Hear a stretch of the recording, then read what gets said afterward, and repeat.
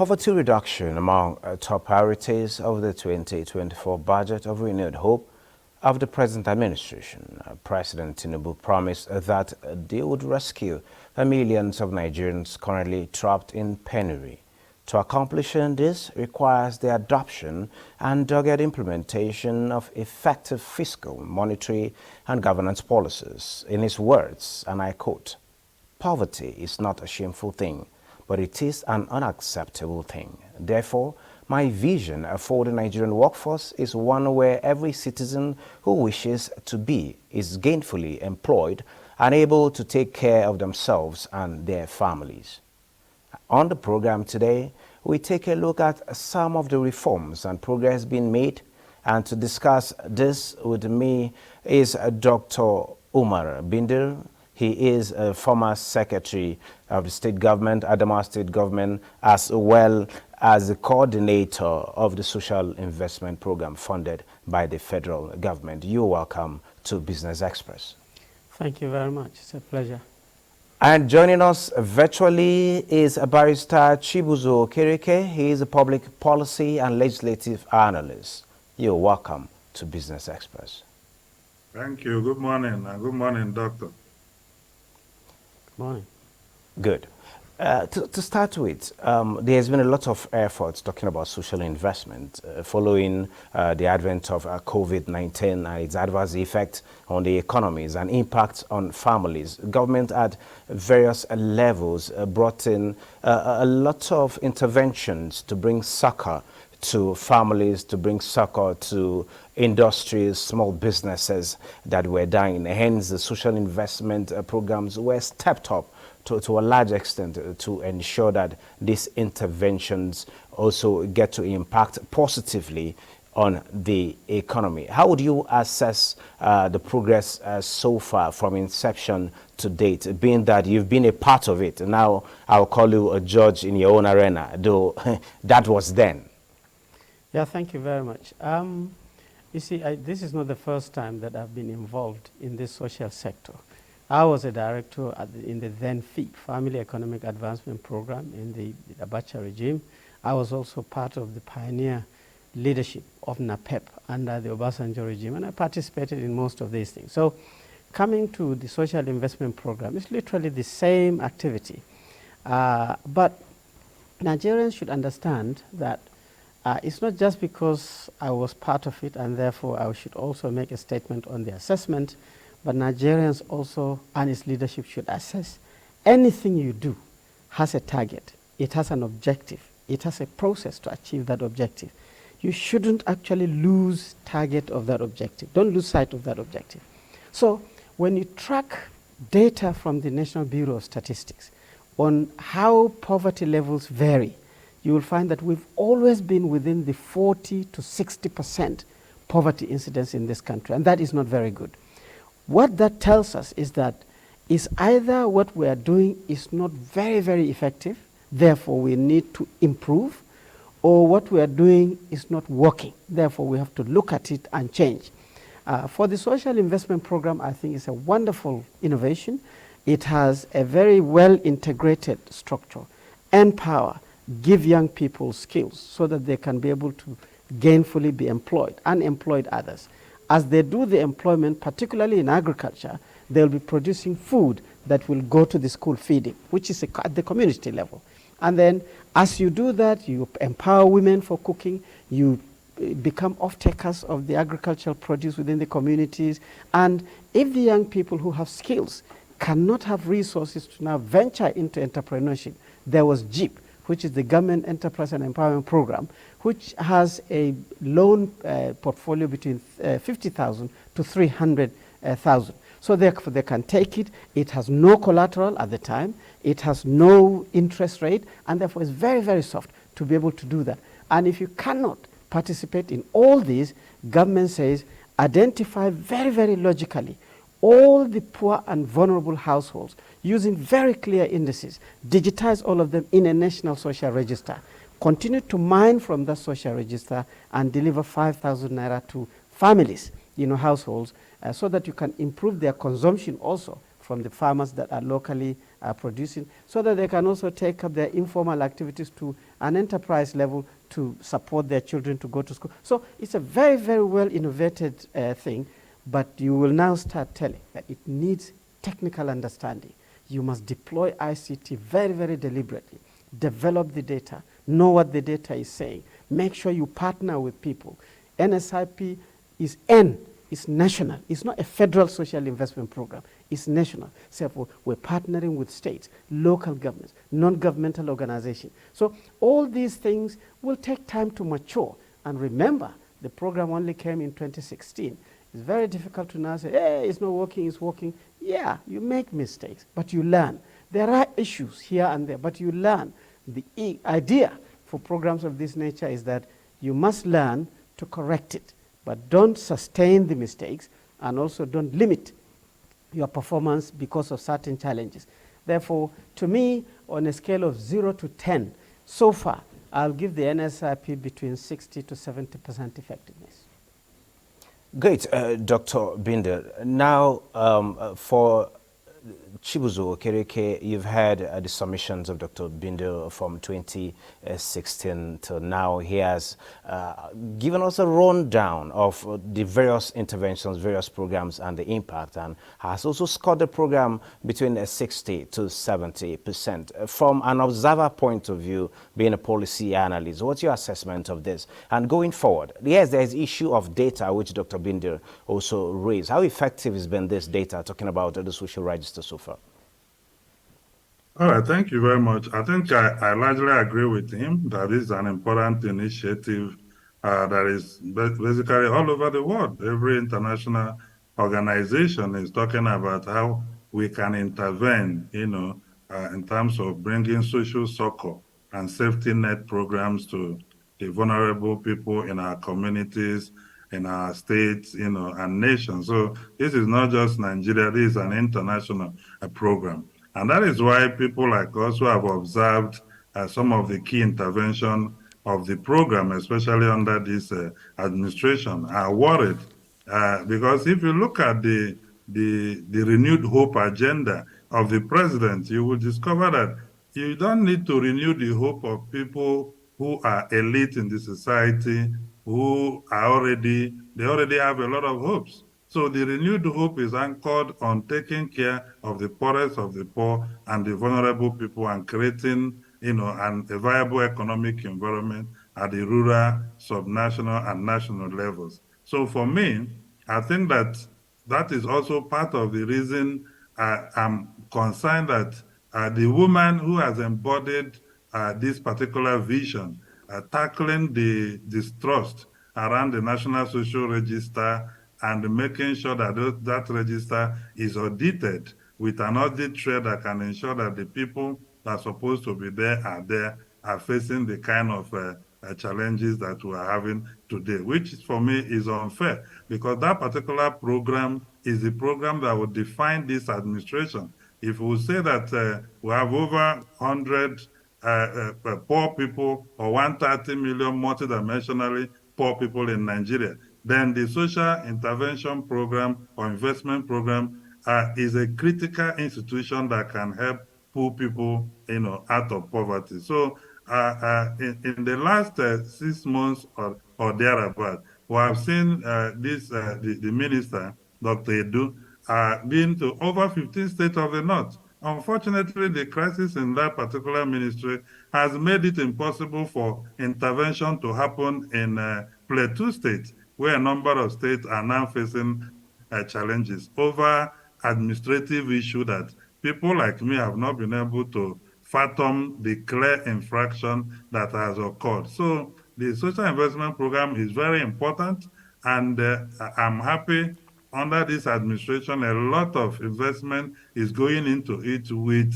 remarkable interest of the foreign partners and development partners who have come in to pledge their support for the program to move forward. So like the doctor highlighted, it is for us to make this a continuum, a work in progress, improving on the systems and learning from the outcomes of the past to ensure that we use it effectively to pull a number of people out of poverty. And we were excited that Dr. Edu was actually doing this before this kind of unfortunate situation came up. Yeah.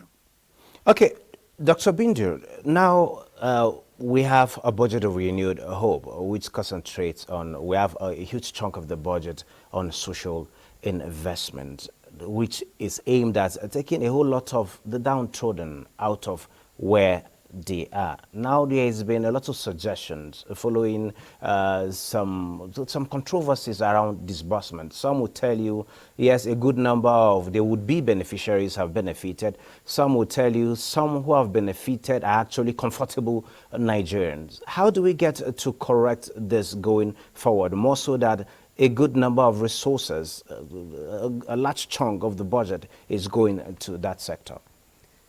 Thank you. I think there is a reasonable amount of misunderstanding. To me, the social investment program was not designed just to disburse money. That's not the objective of the program. The program uses these fundings as catalysts to ensure that you empower people, young people particularly, with skills and competencies so that they can be able to do the myriad jobs that are available in our country effectively and gainfully.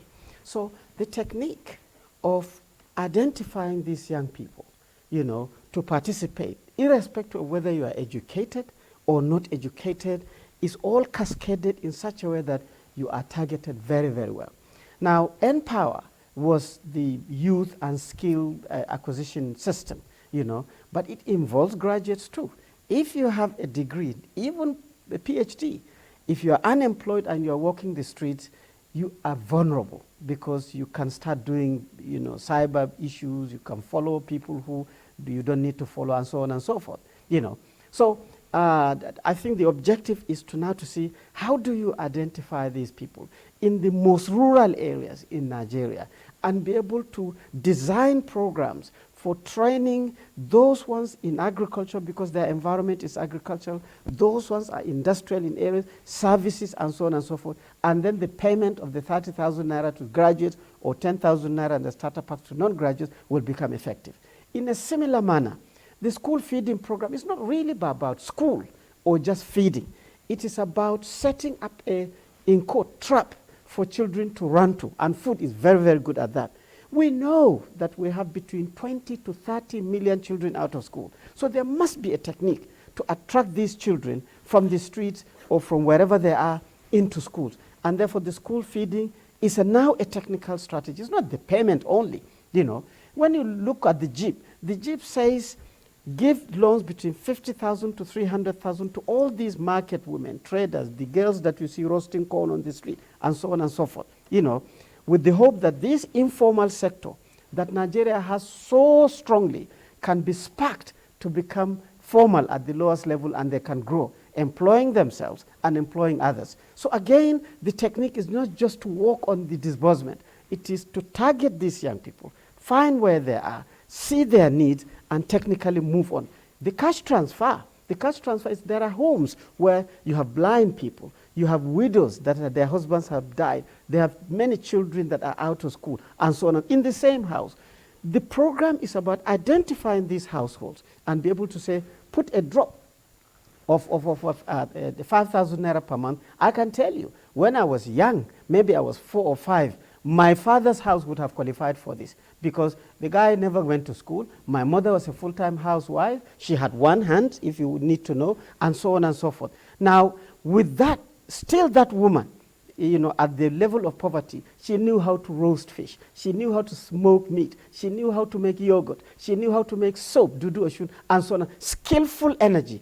If that 5,000 naira can spark her to now start making 10 baths of soap every market day, that will gradually help the children to go to school. So the technicalities of the program is the issue. The payment, anybody can pay, in my opinion. Okay, thank you on that submission, Dr. Bindir. Now, Okereke, you've heard what Dr. Bindir said, clearing the misconceptions clearly. A lot of people out there feel this program is about the disbursement, and some have said the way these monies are being disbursed is not appropriate and all of that, but Dr. Bindir has shed light on it, on how it actually works. Based on still on shedding light on this issues and a way forward, what are your submissions? Well, absolutely. I agree. I agree with the doctor. And that is why I'm worried. Like when this administration came to power, I spoke on a sister station and I said, I will look out for ministers who will be able to roll out a roadmap in the next 2 to 3 months. And that is how I will know whether those ministers will be able to make impact and progress. And one of the ministers that defined and actually made this expectation was this humanitarian affairs, who said, okay, Nigerians have concerns about the National Social Register. The Federal Executive Council okayed it. Oh, this needs to be audited to make sure, as doctor said, the people that ought to be there, having that technicality and mechanism to identify them is done. And this has been delivered. And then if you identify these people under the Renew Hope special grant for vulnerable people, monies are disbursed to situations like what a doctor described. I tell you, in this country, we saw the former vice president under the threat of money market, in the market and on the streets, empowering small businesses on the roadside and the market with cash. So today, and people are saying, oh, why was money approved to be disbursed? This is what people like us cannot understand. And that we must be careful how we attack programs that tend to address poverty situation in this country. We can query the framework, the methodology, and see how we can improve on it. But let me show you something interesting. Everybody who has sought to attack the ministry have been using item number 713 of the federal government financial regulations that in 2009. And they forget that there is section 1402 sub 3, that is sub III, that talks about advances for disbursement for special programs and provided for special program managers and the program accountant to be appointed, through which those funds will be disbursed. How was the former vice president able to have cash to disburse? How are ministers? So if the accountant general of the federation has responsibility to issue, accounting guidelines to ministries and extra-ministerial agencies, are they saying that we don't have a situation in that provision 1402? Why are people attacking the fact that the government has started, reaching out to people? Why are we not asking that 585 million that has been sent to the project accountant? Has it been disbursed to the vulnerable people? Where are the records of the disbursement? Why is it so?